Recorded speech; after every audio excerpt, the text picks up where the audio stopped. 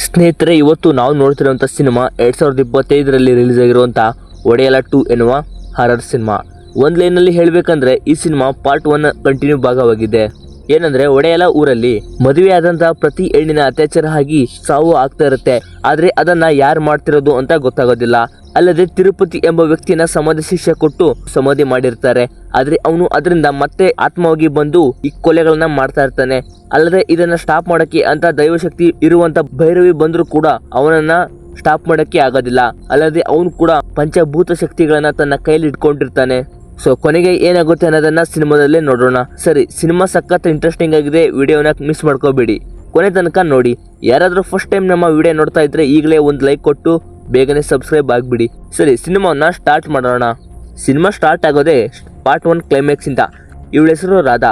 ಅವಳ ಗಂಡ ತಿರುಪತಿ ಊರಲ್ಲಿರುವ ಎಲ್ಲಾ ಹೆಣ್ಣು ಮಕ್ಕಳ ಮದುವೆ ಆದ ನಂತರ ಅವತ್ತು ರಾತ್ರಿನೇ ಅವರನ್ನ ಅತ್ಯಾಚಾರ ಮಾಡಿ ಸಾಯಿಸ್ತಾ ಇರ್ತಾನೆ. ಈ ವಿಷಯ ಗೊತ್ತಾದ ರಾಧಾ ಅವಳು ತನ್ನ ಗಂಡ ತಿರುಪತಿಯ ತಲೆಯನ್ನ ಕತ್ತರಿಸಿ ಕೊಂದು ಜೈಲಿಗೆ ಹೋಗಿರ್ತಾಳೆ. ಇಲ್ಲಿಗೆ ಪಾರ್ಟ್ 1 ಸಿನಿಮಾ ಎಂಡ್ ಆಗಿರುತ್ತೆ. ಇನ್ನು ಪಾರ್ಟ್ 2 ಅಲ್ಲಿ ಸಿನಿಮಾದ ಸ್ಟಾರ್ಟಿಂಗ್ ಅಲ್ಲಿ ಒಂದು ಸ್ಕೂಲ್ ಹುಡುಗಿ ಒಂದು ಮಹಿಳೆಯ ತಲೆಯನ್ನ ಕತ್ತರಿಸಿ ಪೊಲೀಸ್ ಸ್ಟೇಷನ್ಗೆ ತಗೊಂಡ್ ಬರ್ತಾಳೆ. ಆ ತಲೆ ಬೇರೆ ಯಾರ್ದು ಅಲ್ಲ, ರಾಧಾಳ ತಲೆ. ಇದನ್ನ ನೋಡಿ ಎಲ್ಲರೂ ತುಂಬಾ ಭಯ ಪಡ್ತಾರೆ. ಈಗ ಒಂದು ಫ್ಲಾಶ್ ಬ್ಯಾಕ್ ಅನ್ನ ತೋರಿಸ್ತಾರೆ. ರಾಧಾ ತಿರುಪತಿಯ ತಲೆಯನ್ನ ಕತ್ತರಿಸಿ ಕೊಂದಿರ್ತಾಳೆ.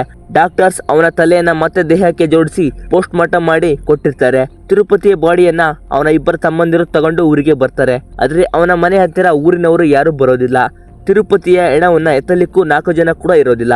ಈ ಕಡೆ ಊರಿನ ಎಲ್ಲ ಜನರಿಗೂ ಈ ವಿಷಯ ಗೊತ್ತಾಗಿ ಎಲ್ಲರೂ ಒಟ್ಟಿಗೆ ಸೇರಿ ಪಂಚಾಯಿತಿ ಮಾಡ್ತಾ ಇರ್ತಾರೆ. ಊರಿನ ಸ್ವಾಮೀಜಿ ಇವನು ಮಾಡಿದ ಅನ್ಯಾಯಕ್ಕೆ ಇವನಿಗೆ ಸಮಾಧಿ ಶಿಕ್ಷೆಯನ್ನ ನೀಡೋಣ, ಎಲ್ಲರಿಗಿಂತ ಇವನು ಆತ್ಮವಾಗಿ ಮಣ್ಣಲ್ಲಿಯೇ ಶಿಕ್ಷೆಯನ್ನ ಅನುಭವಿಸ್ತಾನೆ ಅಂತಾರೆ. ನೆಕ್ಸ್ಟ್ ಅವನ ಇಬ್ಬರು ತಮ್ಮಂದಿರು ತಿರುಪತಿಯ ಬಾಡಿಯನ್ನೇ ತಗೊಂಡು ಸ್ಮಶಾನಕ್ಕೆ ಬರ್ತಾರೆ. ಅಷ್ಟರಲ್ಲಿ ಎಲ್ಲ ಊರಿನ ಜನರು ಅಲ್ಲಿಗೆ ಬಂದಿರ್ತಾರೆ. ಎಲ್ಲಾ ಊರಿನ ಜನರು ಸೇರಿ ಅವನಿಗೆ ಸಮಾಧಿ ಶಿಕ್ಷೆ ಅಂದ್ರೆ ಅವನನ್ನ ನೇರವಾಗಿ ನಿಲ್ಲಿಸಿ ಅವನ ತಲೆ ಮೇಲೆ ಕೋಳಿ ರಕ್ತವನ್ನ ಮತ್ತೆ ಕಲ್ಲಿದ್ದಲು ಹೀಗೆ ಪೂಜೆಯನ್ನ ಮಾಡಿ ಸಮಾಧಿ ಮಾಡ್ತಾರೆ. ತಿರುಪತಿ ಅಲ್ಲಿಯೇ ಆತ್ಮವಾಗಿ ತಪ್ಪು ಮಾಡ್ಬಿಟ್ರಿ, ಯಾರು ಉಳಿಯೋದಿಲ್ಲ ಅಂತ ಕೂಗ್ತಾ ಇರ್ತಾನೆ. ಈಗಾಗಲೇ ತಿರುಪತಿ ಆತ್ಮವಾಗಿರ್ತಾನೆ, ಆದ್ರೆ ಅವನು ಮಣ್ಣಲ್ಲಿಯೇ ಆತ್ಮವಾಗಿ ಸಮಾಧಿ ಶಿಕ್ಷೆಯನ್ನ ಅನುಭವಿಸ್ತಾ ಇರ್ತಾನೆ. ನೆಕ್ಸ್ಟ್ ಎಲ್ರೂ ಹೋಗ್ತಾರೆ. ಇನ್ನು ಸುಮಾರು 6 ತಿಂಗಳಾದ್ಮೇಲೆ ಊರಲ್ಲಿ ಒಂದು ಹಬ್ಬವನ್ನ ಆಚರಿಸ್ತಾರೆ. ಹಾಗೆ ಊರಲ್ಲಿ ಒಂದು ಮದುವೆ ಕೂಡ ಇರುತ್ತೆ. ಆ ಊರಿನ ಸ್ವಾಮಿ ಅವರ ಮದುವೆಯನ್ನ ಮಾಡ್ತಾನೆ. ಅವತ್ತು ರಾತ್ರಿ ಆ ಸ್ವಾಮಿ ಹೋಗ್ತಿರುವಾಗ ಯಾರೋ ಅವನನ್ನ ಕರೀತಾರೆ. ತಿರುಗಿ ನೋಡಿದ್ರೆ ಆ ಊರಿನ ಹುಡುಗರು ಅಲ್ಲಿ ಎಣ್ಣೆ ಹೊಡಿತಾ ಕೂತಿರ್ತಾರೆ. ಸ್ವಾಮಿ ಅಲ್ಲಿಗೆ ಬರ್ತಾನೆ. ಬಂದು ಅವರ ಜೊತೆ ಇವನ್ ಕೂಡ ಎಣ್ಣೆನ ಹೊಡಿತಾನೆ. ಒಬ್ಬ ಹುಡುಗ, ಮಾಮ ನಂಗೆ ಆ ಯಾಮಿನಿಯನ್ನ ಮದುವೆ ಮಾಡ್ಕೋಬೇಕು ಅಂತ ಆಸೆ ಇತ್ತು, ಆದ್ರೆ ಅವಳನ್ನ ನೀವೇ ಮದುವೆ ಮಾಡ್ಕೊಟ್ಟಿದ್ದೀರಾ ಅಂತಾನೆ. ಸ್ವಾಮಿ ಅವನಿಗೆ ಅವಳಿಗಿಂತ ನಿನಗೆ ಚೆನ್ನಾಗಿರೋಳು ಸಿಗ್ತಾಳೆ, ಸರಿ ನಾನು ಬರ್ತೀನಿ, ಇವತ್ತು ಅವರ ಫಸ್ಟ್ ನೈಟ್ ಇದೆ, ನಾನು ಹೋಗಿ ಆಶೀರ್ವಾದ ಮಾಡಬೇಕು ಅಂತಾನೆ. ಅದಕ್ಕೆ ಅವನು, ಇಲ್ಲ ಮಾಮ, ಇವತ್ತು ರಾತ್ರಿ ಅವಳನ್ನ ನಾನೇ ರೇಪ್ ಮಾಡ್ತೀನಿ ಅಂತಾನೆ. ಈ ಕಡೆ ಯಾಮಿನಿ ತನ್ನ ಫಸ್ಟ್ ನೈಟ್ಗೆ ರೆಡಿ ಆಗ್ತಾ ಇರ್ತಾಳೆ. ಇದನ್ನ ಕೂಡ ತೋರಿಸ್ತಾರೆ. ಇನ್ನು ಈ ಕಡೆ ಈ ಮಾತನ್ನ ಕೇಳಿದ ಸ್ವಾಮಿ, ನೀವು ಬೇಡ ನಿಮ್ಮ ಸಹವಾಸನು ಬೇಡ ಅಂತ ಎದ್ದು ಹೋಗ್ತಾನೆ. ಹೋಗ್ತಿರುವಾಗ ಮೂತ್ರ ಮಾಡೋದಕ್ಕೆ ಅಂತ ಅಲ್ಲೇ ಪಕ್ಕದಲ್ಲಿರುವ ಒಂದು ಜಾಗಕ್ಕೆ ಹೋಗ್ತಾನೆ. ಅದು ಬೇರೆ ಯಾವ ಜಾಗ ಅಲ್ಲ, ತಿರುಪತಿ ಸಮಾಧಿ ಇರುವಂತ ಜಾಗ. ಸ್ವಾಮಿ ಕುಡಿದ ಮತ್ತಲ್ಲಿ ಹೋಗಿ ತಿರುಪತಿಯ ಸಮಾಧಿ ಮೇಲೆ ಮೂತ್ರವನ್ನ ಮಾಡ್ತಾನೆ. ಇನ್ನೇನು ಹೋಗ್ಬೇಕು ಅನ್ನೋ ಅಷ್ಟರಲ್ಲಿ ಅವನ ಕಾಲಿಗೆ ಮುಳ್ಳು ಚುಚ್ಚು ಬಿಡುತ್ತೆ. ಮುಳ್ಳನ್ನ ಕಿತ್ತ ನಂತರ ರಕ್ತ ಬಂದ್ಬಿಡುತ್ತೆ. ನೆಕ್ಸ್ಟ್ ಆ ರಕ್ತ ಸಮಾಧಿ ಮೇಲೆ ಬಿದ್ದು ನೇರವಾಗಿ ತಿರುಪತಿಯ ತಲೆ ಮೇಲೆ ಬಿದ್ದು ಬಿಡುತ್ತೆ. ತಿರುಪತಿ ಆತ್ಮಕ್ಕೆ ಜೀವ ಬಂದು ಆ ಸ್ವಾಮಿಯ ಮೈ ಮೇಲೆ ಸೇರ್ಬಿಡ್ತಾನೆ. ಈಗ ಸ್ವಾಮಿ ತಿರುಪತಿ ಆಗ್ಬಿಡ್ತಾನೆ. ನೆಕ್ಸ್ಟ್ ನೇರವಾಗಿ ಮದುವೆ ಮನೆಗೆ ಬರ್ತಾನೆ. ಯಾಮಿನಿ ಮತ್ತೆ ಮದುವೆ ಗಂಡು ಫಸ್ಟ್ ನೈಟ್ಗೆ ಆಶೀರ್ವಾದ ತಗೊಳ್ತಾರೆ. ಈ ಕಡೆ ಸ್ವಾಮಿ ಮೈ ಮೇಲೆ ಇರುವಂತ ತಿರುಪತಿ ಅವಳನ್ನ ನೋಡಿ ಇನ್ನಷ್ಟು ಆಸೆ ಆಗ್ತಾ ಇರುತ್ತೆ. ಅವಳನ್ನ ಹಾಗೆ ನೋಡ್ತಾ ಇರ್ತಾನೆ. ನೆಕ್ಸ್ಟ್ ಯಾಮಿನಿ ಫಸ್ಟ್ ನೈಟ್ ಆಗ್ತಾ ಇರುತ್ತೆ. ಅದೇ ಟೈಮ್ಗೆ ಸ್ವಾಮಿ ಬರ್ತಾನೆ. ಮದುವೆಗೊಂಡು ಸ್ವಾಮಿಯನ್ನ ಬೈದು ಹೊರಗಡೆ ದಬ್ಬಲಿಕ್ಕೆ ಬರ್ತಾನೆ. ಸ್ವಾಮಿ ಮೈ ಮೇಲೆ ಇರೋ ತಿರುಪತಿ ಅವನಿಗೆ ಒಂದೇ ಹೊಡಿತಾನೆ. ಅವನು ಕೂಡ ಸತ್ತೋಗ್ಬಿಡ್ತಾನೆ. ನೆಕ್ಸ್ಟ್ ತನ್ನ ಅಸಲಿ ರೂಪಕ್ಕೆ ಬರ್ತಾನೆ. ಇದನ್ನ ನೋಡಿದ ಯಾಮಿನಿ ಕೂಡ ತುಂಬಾನೇ ಭಯ ಪಡ್ತಾಳೆ. ನನ್ನ ಬಿಟ್ಬಿಡು ಅಂತ ಅಳ್ತಾ ಇರ್ತಾಳೆ. ತಿರುಪತಿ ಅವಳನ್ನ ಅತ್ಯಾಚಾರ ಮಾಡೋಕೆ ಹೋಗ್ತಾ ಇರ್ತಾನೆ. ಯಾಮಿನಿ ಓಡಿ ಹೋಗ್ತಿರುವಾಗ ತಿರುಪತಿ ಅವಳ ಜಡೆ ಹಿಡ್ಕೊಂಡು ಕಾಲಿನಿಂದ ಅವಳಿಗೆ ಒದ್ಬಿಡ್ತಾನೆ. ಅವಳ ತಲೆ ಮೇಲಿರುವಂತ ಎಲ್ಲಾ ಕೂದಲು ಕಿತ್ಕೊಂಡು ರಕ್ತ ಬರೋಕೆ ಸ್ಟಾರ್ಟ್ ಆಗ್ಬಿಡುತ್ತೆ. ಆದ್ರೂ ಅಂತ ಸ್ಥಿತಿಯಲ್ಲಿ ತಿರುಪತಿ ಅವಳನ್ನ ಅತ್ಯಾಚಾರ ಮಾಡಿ ಅವಳನ್ನ ಕೊಂದ್ಬಿಡ್ತಾನೆ. ನೆಕ್ಸ್ಟ್ ಈ ವಿಷಯ ಎಲ್ಲರಿಗೂ ಗೊತ್ತಾಗುತ್ತೆ. ಅಲ್ಲಿಗೆ ಪೊಲೀಸ್ ಕೂಡ ಬರ್ತಾರೆ.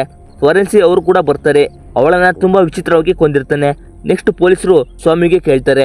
ಅವನು, ಸರ್ ನಂಗೆ ಏನು ಗೊತ್ತಿಲ್ಲ, ಮೊಬೈಲ್ ಮಿಸ್ ಆಗಿತ್ತು ತಗೊಳಕ್ಕೆ ಅಂತ ಬಂದ್ರೆ ಇಲ್ಲಿ ಇದೆಲ್ಲ ಆಗಿದೆ ಅಂತಾನೆ. ಏನಂದ್ರೆ ಈಗ ಇಲ್ಲಿ ಏನಾಗಿದೆ ಅನ್ನೋದು ಸ್ವಾಮಿಗೆ ಗೊತ್ತಿರೋದಿಲ್ಲ.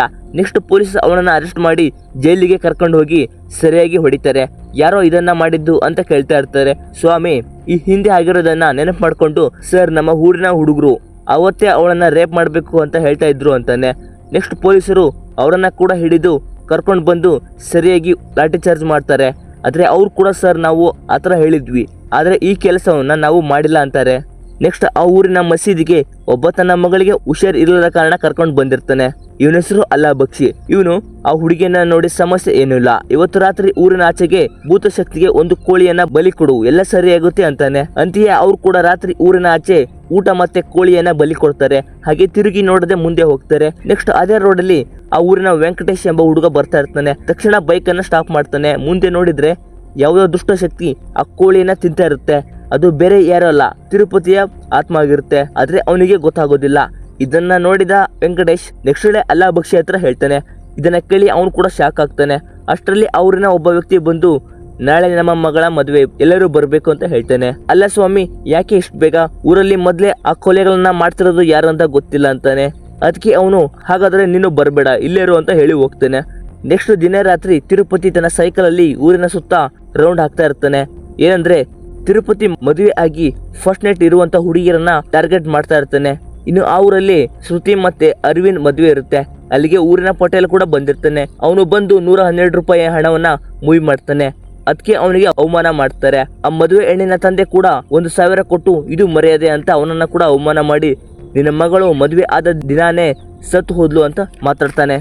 ಪಟೇಲನಿಗೆ ಇದನ್ನ ಕೇಳಿ ಕೋಪ ಬಂದು ಗಲಾಟೆ ಮಾಡ್ತಾನೆ. ಇವತ್ತು ನಿನ್ನ ಮಗಳು ಫಸ್ಟ್ ನೈಟ್ ಕೂಡ ಆಗೋದಿಲ್ಲ, ಅವಳು ಕೂಡ ಸಾಯ್ತಾಳೆ ಅಂತ ಹೇಳಿ ಹೋಗ್ತಾನೆ. ನೆಕ್ಸ್ಟ್ ರಾತ್ರಿ ಕುಡಿತಾ ಹೋಗ್ತಿರುವಾಗ ಪಟೇಲ ಮೂತ್ರ ಮಾಡಬೇಕು ಅಂತ ಅಲ್ಲೇ ಇರುವಂತ ತಿರುಪತಿ ಸಮಾಧಿ ಮೇಲೆನೆ ಹೋಗಿ ಮೂತ್ರ ಮಾಡ್ತಾನೆ. ಪಟೇಲ ಈ ಸಮಾಧಿಯನ್ನ ನೋಡಿ, ತಿರುಪತಿ ಸಮಾಧಿ, ತಿರುಪತಿ ಅವನ ಮಗಳ ಮದುವೆ ಆಯಿತು, ಈಗ ಅವನ ಮಗಳ ಫಸ್ಟ್ ನೈಟ್ ಇದೆ, ಇದು ಅವಳ ಲಾಸ್ಟ್ ನೈಟ್ ಆಗ್ಬೇಕು ಅಂತಾನೆ. ಹಾಗೆ ರಿಟರ್ನ್ ಹೋಗ್ತಿರುವಾಗ ಅವನಿಗೂ ಕೂಡ ಅಲ್ಲಿರೋ ಮುಳ್ಳು ಚುಚ್ಚಿ ರಕ್ತ ಬರುತ್ತೆ. ಆ ರಕ್ತ ಸಮಾಧಿ ಮೇಲೆ ಬಿದ್ದು ಒಳಗಡೆ ಹೋಗಿ ತಿರುಪತಿಯ ತಲೆ ಮೇಲೆ ಬೀಳುತ್ತೆ. ಮತ್ತೆ ತಿರುಪತಿ ಪಟೇಲನ ಮೈ ಮೇಲೆ ಸೇರ್ಕೊಂಡು ನೇರವಾಗಿ ಮದುವೆ ಮನೆಗೆ ಬರ್ತಾನೆ. ಅವನ ಕಣ್ಣಿನಿಂದನೇ ನೋಡ್ತಾನೆ, ಅಲ್ಲಿ ಯಾರು ಇರೋದಿಲ್ಲ. ಅವರು ಊರಿನ ಆಚೆ ಗದ್ದೆಯಲ್ಲಿ ಫಸ್ಟ್ ನೈಟ್ ಮಾಡ್ಕೊಳ್ತಾ ಇರ್ತಾರೆ. ಪಟೇಲ ಅಂದ್ರೆ ತಿರುಪತಿ ಅಲ್ಲಿಗೆ ಬಂದು ಅರವಿಂದನಿಗೆ ಹೊಡಿತಾನೆ. ಶ್ರುತಿ ಬೇಡ ಬಾಮ ಅಂತ ಹೇಳ್ತಾ ಇರ್ತಾಳೆ. ಇವನು ನಾನು ತಿರುಪತಿ ಅಂತ ಕೂಗಿ ಅವಳನ್ನ ಕೂಡ ಅತ್ಯಾಚಾರ ಮಾಡಿ ಕ್ರೂರವಾಗಿ ಕೊಂದು ಹೋಗ್ತಾನೆ. ನೆಕ್ಸ್ಟ್ ಡೇ ಗದ್ದೆ ಬೆಂಕಿ ಹತ್ತಿ ಎಲ್ಲ ಸುಟ್ಟೋಗಿರುತ್ತೆ. ಪೊಲೀಸರು ಬರ್ತಾರೆ. ಈಗಾಗಲೇ ಶ್ರುತಿ ಕೂಡ ಡೆತ್ ಆಗಿರ್ತಾಳೆ. ಅವರ ಅಪ್ಪ ಅಮ್ಮ ಕೂಡ ತುಂಬಾನೇ ಅಳ್ತಾರೆ. ನೆಕ್ಸ್ಟ್ ಊರಿನ ಎಲ್ಲ ಜನರು ಸ್ವಾಮಿ ಮತ್ತೆ ಪಟೇಲನನ್ನ ಮರಕ್ಕೆ ಕಟ್ಟಿ ಸರಿಯಾಗಿ ರಕ್ತ ಬರೋ ಹಾಗೆ ಹೊಡಿತಾ ಇರ್ತಾರೆ. ಊರಿನ ಎಲ್ಲ ಜನರು ಇವರು ಜೀವಂತ ಇರಬಾರ್ದು ಅಂತ ಶಾಪ ಹಾಕಿ ಅಳ್ತಾ ಇರ್ತಾರೆ. ಇವ್ರು ಕೂಡ ಅವರು ನಮ್ಮ ಮಕ್ಕಳ ಸಮ, ನಾವು ಅವರಿಗೆ ಏನು ಮಾಡಿಲ್ಲ ಅಂತ ಹೇಳ್ತಾ ಇರ್ತಾರೆ. ಅಷ್ಟರಲ್ಲಿ ಅಲ್ಲಾ ಬಕ್ಷಿ ಬಂದು ಕೊಂದಿದ್ದು ಇವರಲ್ಲ ಅಂತ ಹೇಳ್ತಾನೆ. ವೆಂಕಟೇಶ್ಗೆ CCTV ತೋರ್ಸೋಕೆ ಹೇಳ್ತಾನೆ. ಅದರಲ್ಲಿ ತಿರುಪತಿ ಕೋಳಿ ತಿಂದಿದ್ದು ಊರಿನ ಸುತ್ತ ಸುತ್ತಿರೋದು ಇರುತ್ತೆ. ಆದರೆ ಯಾರಿಗೂ ತಿರುಪತಿ ಆತ್ಮ ಹೊರಗೆ ಬಂದಿದೆ ಅಂತ ಗೊತ್ತಿರೋದಿಲ್ಲ.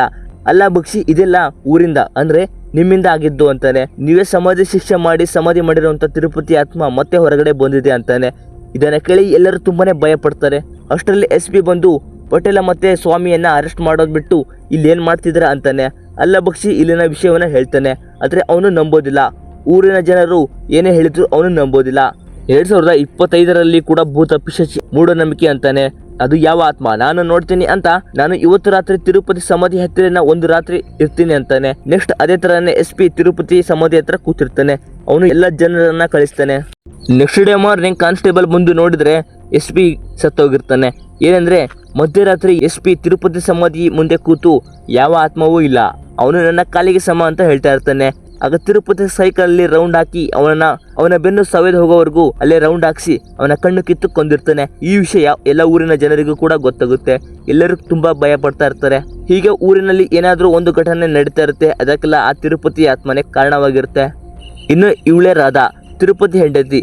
ಇವಳು ತನ್ನ ಗಂಡನ ತಲೆಯನ್ನ ಕತ್ತರಿಸಿ ಜೈಲಿನಲ್ಲಿ ಇರ್ತಾಳೆ. ಅಲ್ಲಿಗೆ ಅವರ ಊರಿನ ಜನರು ಕೂಡ ಬರ್ತಾರೆ. ಅವಳು ಇವರನ್ನ ನೋಡಿ ಹ್ಯಾಪಿ ಆಗ್ತಾಳೆ. ಆದ್ರೆ ಅವರು ಇಲ್ಲಿ ಈಗ ನಡೆದಿರುವಂತ ಎಲ್ಲಾ ವಿಷಯವನ್ನ ಹೇಳ್ತಾಳೆ. ರಾಧಾ ಇದನ್ನ ಕೇಳಿ ತುಂಬಾನೇ ಅಳ್ತಾಳೆ. ಅವರು ಈಗ ಈ ಸಮಸ್ಯೆಯನ್ನ ನೀನೇ ಬಗೆಹರಿಸಬೇಕು, ನಿನ್ನ ಕೈಯಲ್ಲಿ ಮಾತ್ರ ಸಾಧ್ಯ ಅಂತಾರೆ.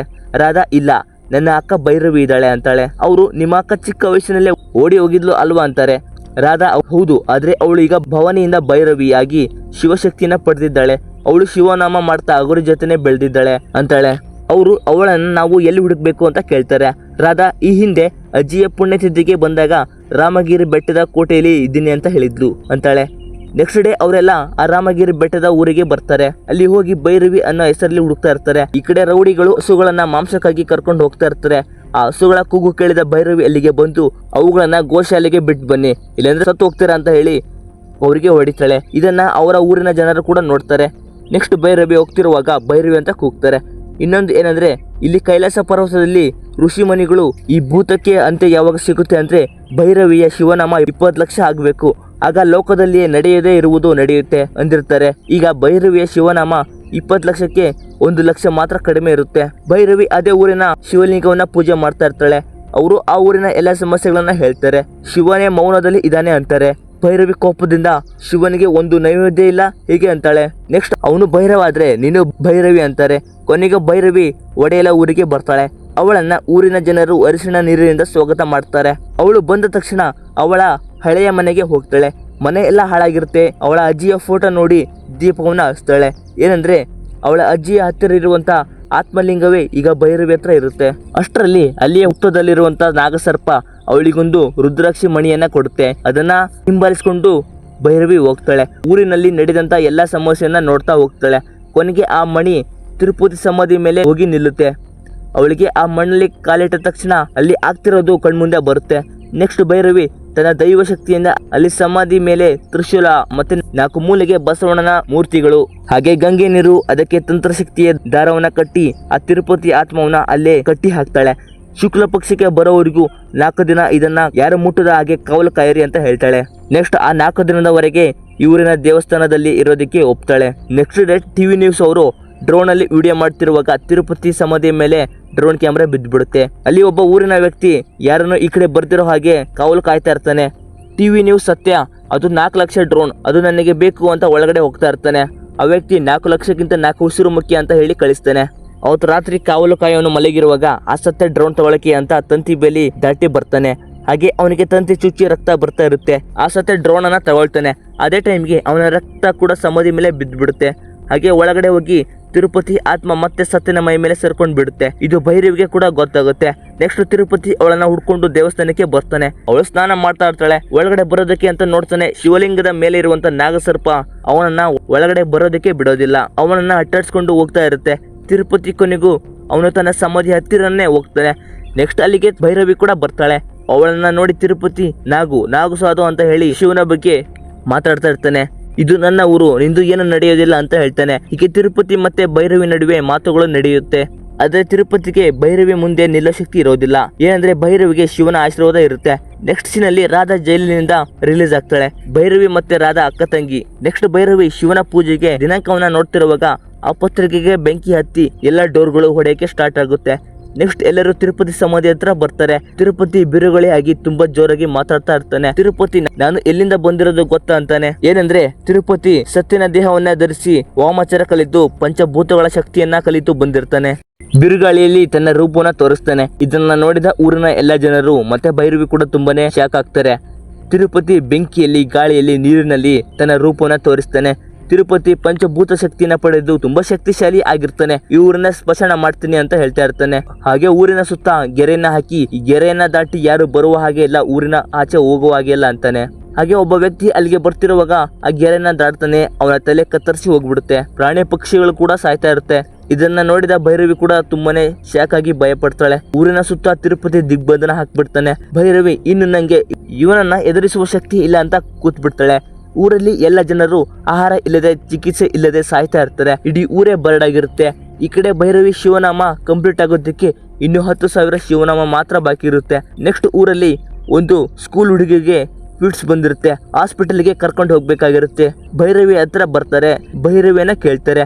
ಭೈರವಿ ಕಾಪಾಡಬೇಕಾಗಿರೋದು ನಾನಲ್ಲ, ರಾಧಾ ಕಾಪಾಡಬೇಕು ಅಂತಾಳೆ. ಭೈರವಿ ರಾಧಾಗೆ ತಿರುಪತಿಗೆ ಬೇಕಾಗಿರೋ ತರ ನೀನು ರೆಡಿಯಾಗಿ ಅವನ ಸಮಾಧಿ ಹತ್ರ ಹೋಗು, ಅವನನ್ನ ಮೈ ಮರೆಸು, ಆಗ ಹೊರಗಡೆ ಹೋಗ್ಬೋದು ಅಂತಾಳೆ.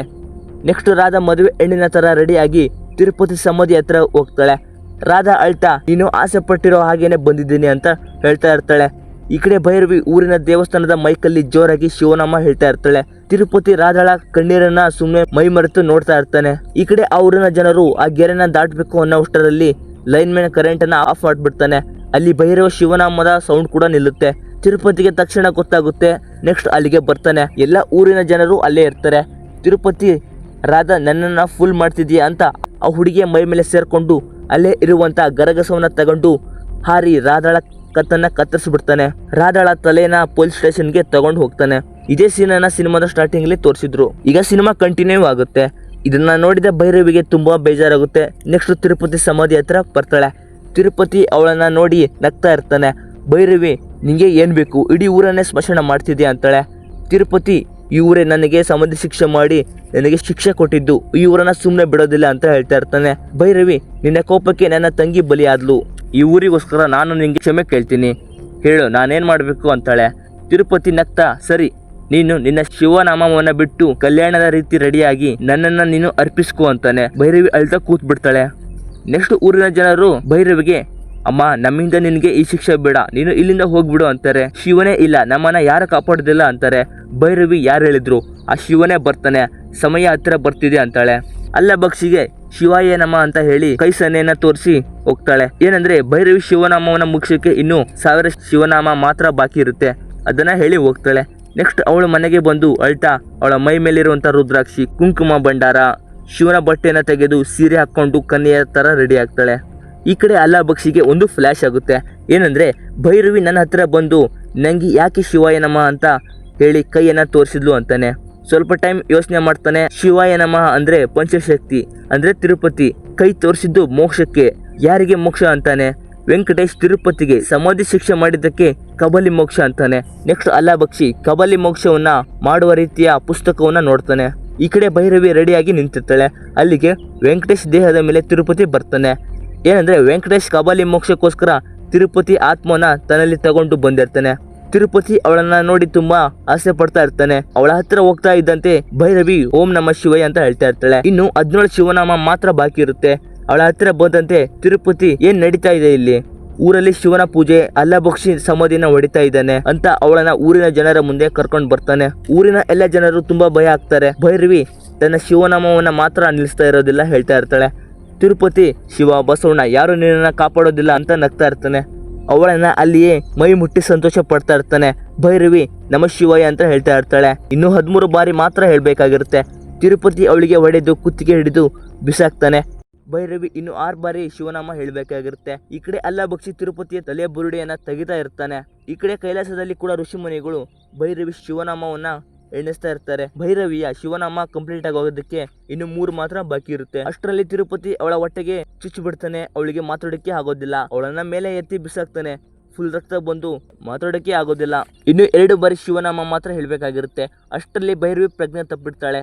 ಆಗ ಒಂದು ಹುಡುಗಿ ಬಂದು ಅಕ್ಕ ಎದ್ದೇಳು ಅಂತ ಭೈರವಿಯ ರಕ್ತವನ್ನ ಮುಟ್ಟಿ ಅಲ್ಲೇ ಎದುರಿಗೆ ಇರುವಂತ ಬಸವಣ್ಣನ ಮೂರ್ತಿ ಹತ್ರ ಹೋಗಿ ಅವನ ಕಿವಿಯಲ್ಲಿ ತುಂಬಾ ಅಳ್ತಾ ಭೈರವಿಯನ್ನ ಕಾಪಾಡು, ಇಲ್ಲಾಂದ್ರೆ ನಾವು ಕೂಡ ಸಾಯ್ತೀವಿ ಅಂತ ಹೇಳ್ತಾ ಇರ್ತಾಳೆ. ಹಾಗೆ ಬಸವಣ್ಣ ದೈವಶಕ್ತಿಯಾಗಿ ಭೈರವಿ ಹತ್ರ ಬಂದು ಮತ್ತೆ ಜೀವಶಕ್ತಿಯನ್ನ ಕೊಡ್ತಾನೆ. ಇದನ್ನ ನೋಡಿದ ತಿರುಪತಿಗೆ ತುಂಬಾ ಕೋಪ ಬಂದು ನೆಕ್ಸ್ಟ್ ತಿರುಪತಿ ನಗ್ತಾ ನಿಮ್ಮ ಊರನ್ನ ಸಮಾಧಿ ಮಾಡ್ತೀನಿ ಅಂತ ಎಲ್ಲಾ ಕ್ಷುದ್ರ ಶಕ್ತಿಯನ್ನ ಒಟ್ಟಿಗೆ ಸೇರಿಸ್ತಾ ಇರ್ತಾನೆ. ಅಲ್ಲಿನ ಎಲ್ಲರ ದೇಹದಲ್ಲಿ ರಕ್ತ ಬರೋದಕ್ಕೆ ಸ್ಟಾರ್ಟ್ ಆಗುತ್ತೆ. ನೆಕ್ಸ್ಟ್ ಭೈರವಿ ಕೊನೆಯದಾಗಿ ನಮ ಶಿವಾಯ ಅಂತ ಹೇಳ್ತಾಳೆ. ಎಲ್ಲ ದೇವಸ್ಥಾನದಿಂದಲೂ ಕೂಡಿರುವಂತ ಶಿವನ ರೂಪವೇ ಬೆಳಕಿಗೆ ಬಂದ್ಬಿಡುತ್ತೆ. ಎಲ್ಲ ಊರಿನ ಜನರು ಮತ್ತೆ ನಾರ್ಮಲ್ ಸ್ಟೇಜ್ಗೆ ಬರ್ತಾರೆ. ಶಿವನನ್ನ ನೋಡಿದ ಎಲ್ಲ ಜನರು ಕೈ ಮುಗಿತಾ ನಿಲ್ತಾರೆ. ಶಿವನೇ ಭೈರವಿಗೆ ತನ್ನ ತ್ರಿಶೂಲವನ್ನ ನೀಡ್ತಾನೆ. ಭೈರವಿ ಹರ ಹರ ಮಹಾದೇವ್ ಅಂತ ತಿರುಪತಿಯ ಮೇಲೆ ತ್ರಿಶೂಲವನ್ನ ಪ್ರಹಾರ ಮಾಡ್ತಾಳೆ. ಈ ಕಡೆ ತಿರುಪತಿಯ ತಲೆಬುರುಡಿಗೆ ಬೆಂಕಿ ಹತ್ಬಿಡುತ್ತೆ. ವೆಂಕಟೇಶ್ ದೇಹ ತಿರುಪತಿ ಆತ್ಮದಿಂದ ಬೇರೆಯಾಗಿ ತಿರುಪತಿ ಆತ್ಮ ಅಲ್ಲೇ ಇರುವಂತ ಬೆಂಕಿಯ ಕೆಂಡಕ್ಕೆ ಬಿದ್ದು ಮೋಕ್ಷವನ್ನ ಪಡೆಯುತ್ತೆ. ನೆಕ್ಸ್ಟ್ ಈ ಸಮಸ್ಯೆ ಪರಿಹಾರ ಆದ ನಂತರ ಭೈರವಿ ಅಲ್ಲಿಂದ ಹೋಗ್ತಾಳೆ. ಆದರೆ ಮತ್ತೆ ಆ ಸೈಕಲ್ ರಾತ್ರಿ ಹೊತ್ತು ಬರೋದು ಹಗಲಲ್ಲೇ ಊರಿನ ಒಳಗಡೆ ಬರುತ್ತೆ. ಇದನ್ನ ನೋಡಿದ ಊರಿನ ಜನರು ಮತ್ತೆ ಭಯ ಪಡ್ತಾರೆ. ಕಂಟಿನ್ಯೂ ಪಾರ್ಟ್ ಆಗಿ ಪಾರ್ಟ್ 3 ಬರೋದನ್ನ ತೋರಿಸ್ತಾರೆ. ಇಲ್ಲಿಗೆ ಸಿನಿಮಾ ಎಂಡ್ ಆಗುತ್ತೆ. ಸ್ನೇಹಿತರೆ, ಸಿನಿಮಾ ಹೇಗಿತ್ತು ಅನ್ನೋದನ್ನ ಕಾಮೆಂಟ್ ಮೂಲಕ ತಿಳಿಸಿ.